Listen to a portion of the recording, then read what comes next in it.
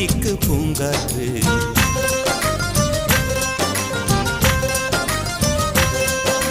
மலரே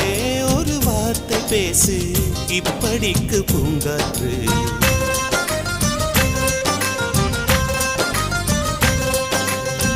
காற்று வந்து காது கடித்தும் இன்னும் என்ன மௌனமோ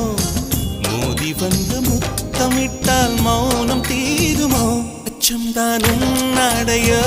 வெட்கம் தான் உன் தானையோ மௌனம் தான் உன் வேலியோ சம்புவே வா வா வா வா மலரே ஒரு வார்த்தை பேசு இப்படிக்கு